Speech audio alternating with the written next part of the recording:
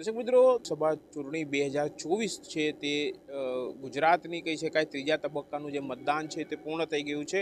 ત્યારે ગુજરાતની જે 25 બેઠકો 25 જે એમ તો 26 બેઠકો છે, પણ સુરત લોકસભા બેઠક પર ભાજપના મુકેશ દલાલ બિનહરીફ ઉમેદવાર જે છે તે વિજેતા થયા હતા। અને જે રીતે સમગ્ર જે રાજકીય ઘટનાક્રમ સર્જાયો હતો તેનાથી સૌ કોઈ વાકેફ છે અને હજુ પણ એની જે છે રાજકીય ચળવળો ચાલી રહી છે। પણ એ વચ્ચે હાલ જે ત્રીજા તબક્કાનું મતદાન શાંતિપૂર્ણ માહોલમાં પૂર્ણ થયું છે અને જે રાજ્યની 25 બેઠકો છે તેના પર સરેરાશ કહી શકાય કે જે 5 વાગ્યા સુધીના આંકડાઓ જે સામે આવ્યા છે, જેમાં 6 વાગ્યા સુધીનો મતદાનનો સમય હતો, પણ 55% આસપાસ જે છે મતદાન થયું છે। આપણે કેટલીક બેઠકો જોઈશું અને ખાસ એ બેઠકો પર કઈ રીતનું મતદાન થયું છે અને કઈ બેઠકો ગુજરાતની ચર્ચામાં રહી છે, કઈ બેઠકો પર રસાકસીની જે ચર્ચાઓ ચાલી રહી છે। એમ તો 26 બેઠક ગત ટર્મમાં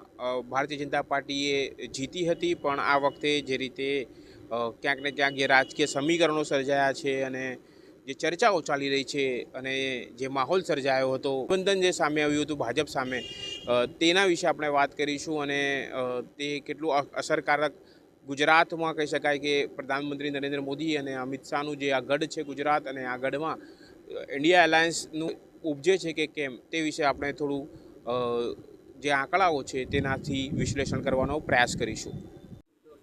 જી, ખાસ નવસારી બેઠકની વાત કરીએ તો નવસારી લોકસભા બેઠક પર 55.31% જેટલું મતદાન થયું છે। નવસારીના જે સિટી વાઇઝ જે વિસ્તાર કહી શકાય કે નવસારી લોકસભા ક્ષેત્રમાં જે આવતા વિસ્તારો છે, જો તેની વાત કરીએ કે ત્યાં કેટલું મતદાન થયું છે, તો ખાસ કરીને નવસારી લોકસભા બેઠકમાં સુરતનો પણ કેટલો ભાગ આવ્યો છે, એટલે કે અડધા સુરતે કહી શકાય કે નવસારી લોકસભા બેઠક માટે મતદાન કર્યું હતું। અને તેમાં ખાસ જે છે લિંબાયત બેઠકમાં 52.24% મતદાન થયું હતું।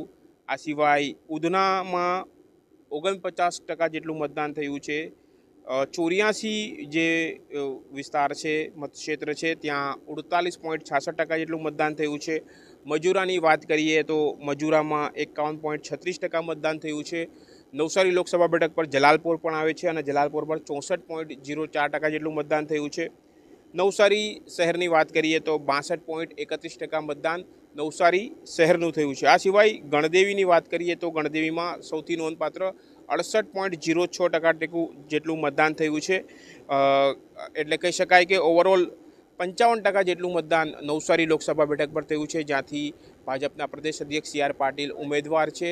એટલે કહી શકાય કે એક મોટી બેઠક નવસારી લોકસભાની કહેવાય છે અને તેના પર સી આર પાટીલે ની સામે કોંગ્રેસના પૂર્વ શહેર પ્રમુખ અને ઇન્ટુકના જે પ્રમુખ છે નેસતભાઈ દેસાઈ રહ્યા છે। ખાસ કરીને તેઓ ચર્ચામાં રહ્યા હતા, કારણ કે તેઓએ ગાંધીજીનું વેશ ખાસ આ ઇલેક્શનમાં ધારણ કર્યું હતું અને તેઓ સી આર પાટીલ સામે ગાંધીજીના વેશમાં સામે આવ્યા હતા। જો કે આ તેમનો આ વેશ પલટો તેમના મતદાનનું જે થયું છે ત્યાં મતદારોને આકર્ષે કે છે કે કેમ તે હવે 4 જૂને જ્યારે પરિણામ આવશે ત્યારે ખબર પડશે।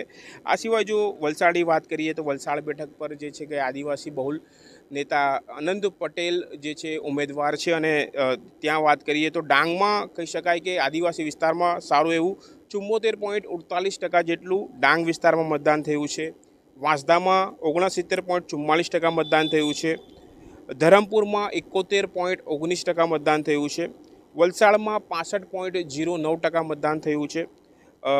ખાસ જે બીજો વિસ્તાર કહી શકાય કે કપરાડામાં 74.46%, ઉમરગામમાં 61.72%, એટલે વલસાડમાં કહી શકાય કે સારું એવું મતદાન નોંધાયું છે। ખાસ આદિવાસી વિસ્તાર હોવા છતાં કહી શકાય કે ઊંચું મતદાન નોંધાયું છે। 68.12% જેટલું મતદાન વલસાડ લોકસભા બેઠક પર નોંધાયું છે। તે અનંત પટેલને ફાયદો કરાવે છે કે પછી ભાજપના ઉમેદવારને, તે જોવું રહ્યું। આ સિવાય જો વાત કરીએ બારડોલી, તો સુરત લોકસભાને અડીને આવેલી છે બારડોલી લોકસભા સીટ પર પણ 61.1% જેટલું મતદાન થયું છે। બારડોલીની જો વાત કરીએ તો બારડોલીના કયા કયા ક્ષેત્રોમાં કેટલું મતદાન થયું છે એના પર પણ આપણે એક નજર ફેરવી લેવીએ તો બારડોલીની અંદર છે માંગરોળ, ત્યાં 65.21% જેટલું મતદાન થયું છે. માંડવીમાં 70.12% મતદાન થયું છે. કામરેજ ક્ષેત્ર જે સુરત શહેરને છેવાડાનો વિસ્તાર છે પણ તે બારડોલી લોકસભામાં આવે છે, ત્યાં 43.13% એટલે કે નીચું મતદાન કહી શકાય તે થયું છે.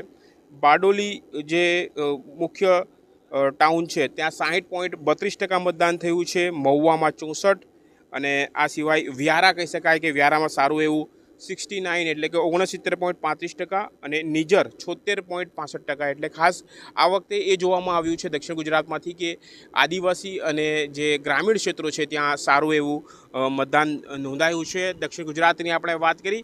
આ સિવાય આપણે વાત કરીએ ભરૂચ બેઠક. ભરૂચ બેઠક ખૂબ ચર્ચામાં રહી છે કારણ કે અહીંથી જે ઇન્ડિયા એલાયન્સના ગઠબંધનના જે ઉમેદવાર છે આમ આદમી પાર્ટીના ચેતર વસાવા જેઓ ધારાસભ્ય પણ છે, તેઓ હાલ જે ભરૂચ બેઠક પરથી ચૂંટણી લડી રહ્યા હતા, અને એમની સામે મનસુખ વસાવા કે જેઓ સતત કહી શકાય કે 5-6 ટર્મથી તેઓ જે સાંસદ ચૂંટાઈને આવે છે, તેઓ પણ આદિવાસી નેતા છે અને પહેલીવાર તેઓ ભાજપથી કહી શકાય કે એક કાંટેકી ટક્કર ચેતર વસાવાને આદિવાસી નેતાને જ આપી રહ્યા છે. તો શું આ બે આદિવાસી નેતાઓ વચ્ચેની જે જંગ છે તેમાં કોણ જીતે છે તેના પર સૌ કોઈની નજર છે, કારણ કે આ આદિવાસી ક્ષેત્ર જે છે સાથે ભરૂચ સિટી છે. ભરૂચ સિટીમાં પણ કહી શકાય કે કોંગ્રેસનું ગઢ હતું, અને ઇન્ડિયા અલાયન્સ સાથે ક્યાંક ને ક્યાંક જે અહેમદભાઈ પટેલ છે, કોંગ્રેસના જે વરિષ્ઠ નેતા સ્વર્ગીય અહેમદ પટેલ, એમની પુત્રીએ ટિકિટ માંગવાની જે વાત થઈ હતી, અને ત્યાર પછી ક્યાંક એમની નારાજગી પણ સામે આવી હતી. પણ હાલ ચેતરભાઈ વસાવા ત્યાંથી ચૂંટણી લડી રહ્યા હતા, અને સામે મજબૂત રીતે મનસુખ વસાવા તો પહેલાંથી જ ત્યાં અડીખમ છે. ત્યારે શું આ જંગ તેઓને ક્યાં પહોંચે છે? ભરૂચની જો વાત કરીએ તો ભરૂચમાં 63.56% નોંધપાત્ર મતદાન નોંધાયું છે. એટલે ભરૂચના કયા ક્ષેત્રમાં કેટલું મતદાન નોંધાયું છે તેના પર જો આપણે આંકડાકીય નજર કરીએ તો કદાચ તમામ દર્શક મિત્રોને ખ્યાલ આવે કે ભરૂચમાં ક્યાં કેટલું મતદાન થયું. ભરૂચનું જે કરજણ ક્ષેત્ર છે ત્યાં 62.13% મતદાન થયું છે. ડેડિયાપાડામાં સૌથી સારું મતદાન થયું છે, 78.63%. જંબુસરમાં 58.29%, વાગરામાં 63.44%, ઝઘડિયામાં 70.01%, ભરૂચ જે પ્રોપર ભરૂચ સિટી છે ત્યાં 55.55%, અને અંકલેશ્વરમાં 59.38%. એટલે કહી શકાય કે ડેડિયાપાડામાં સારું એવું મતદાન છે, વાગરામાં સારું એવું મતદાન છે. એટલે ભરૂચની વાત કરીએ તો પણ અહીં પણ આદિવાસી બહુલ વિસ્તારમાં સારું એવું મતદાન નોંધાયું છે. એટલે ક્યાંક ને ક્યાંક કહી શકાય કે આ ભરૂચમાં પણ જે ગ્રામીણ અને આદિવાસી ક્ષેત્રમાં સારું એવું મતદાન નોંધાયું છે. આ સિવાય જો ગુજરાતની અન્ય બેઠકો પર વાત કરીએ કે જ્યાં ખૂબ જ ચર્ચાનો વિષય રહ્યો હતો તો તે હતી રાજકોટ બેઠક. રાજકોટ બેઠક પર પરસોત્તમ રૂપાલા અને સામે કોંગ્રેસના પરેશ ધાનાણી જે છે ચૂંટણી લડી રહ્યા છે.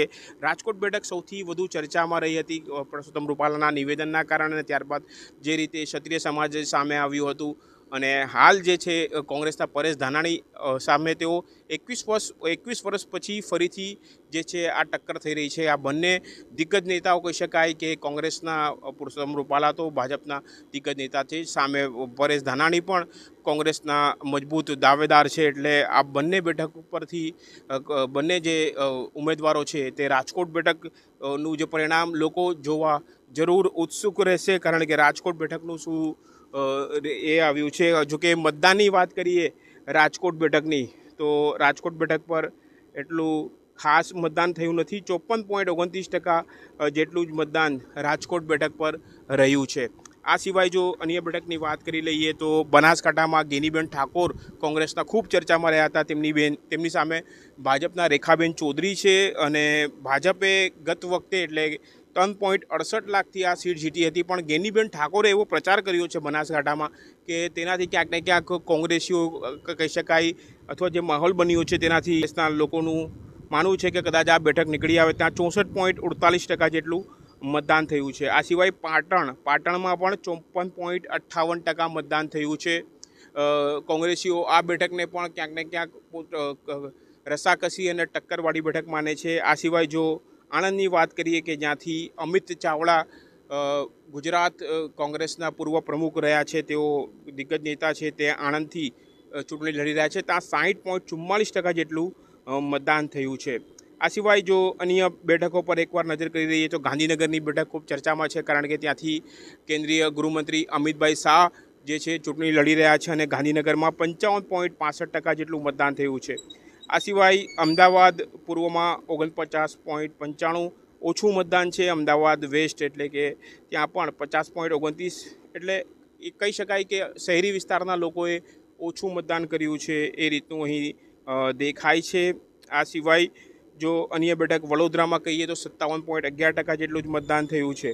ઓવરઓલ આપણે આ તમામ બેઠકો પર ક્યાંક ને ક્યાંક સાર નીકાળવાનો પ્રયાસ કર્યો કે ક્યાં કેટલું મતદાન થયું છે, અને જે રીતે આપણે જોયું તો આ તમામ બેઠકો પર કઈ રીતની રસાકસી હતી તે પણ જોઈ.